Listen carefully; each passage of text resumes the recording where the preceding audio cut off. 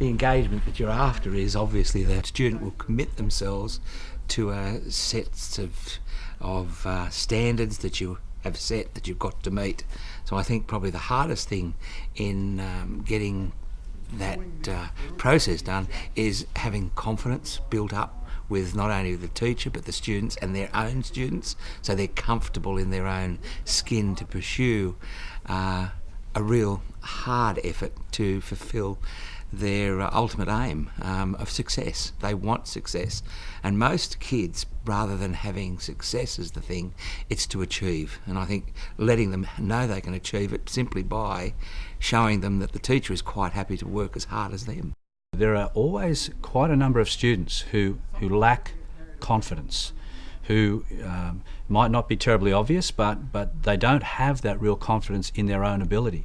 And I think, you know, you made that point. You really have to not just think it, you have to say the words. You actually have to say that I've got confidence in your ability to do this, that you can do this.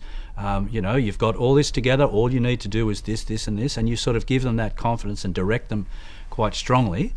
And honestly, I've found that the response from that is quite significant. It's also important, high expectations, I think, are another major factor in terms of getting the best from a student, to engage a student. You need to set tasks that are challenging and have very high expectations of your students, maybe not to the point where they're not able to achieve it, but have confidence in the students to be able to achieve at a high level.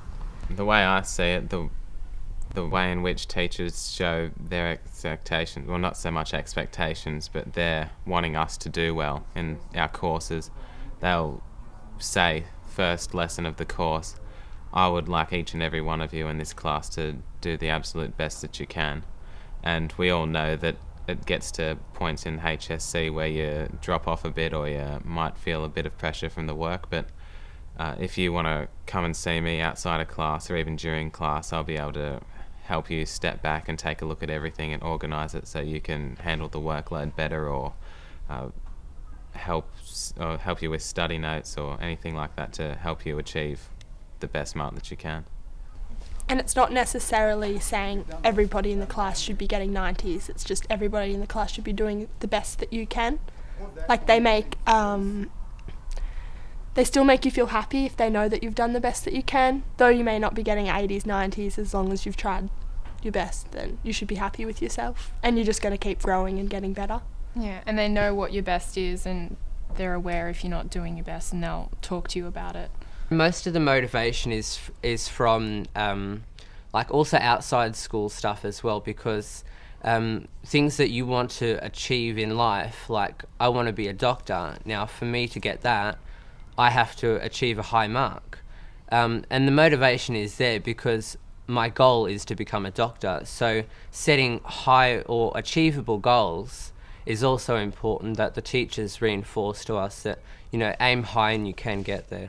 It's the belief in the students in terms of you believe that they can do well. I know that I basically I think all my students can succeed. It doesn't matter what level they're at, and even in like the senior years, whatever they're going to get, if it's the best that they've tried, then they've succeeded in that. And I think the kids understand that too, and they actually have, they feel that you believe in them, so it helps them to engage that little bit more.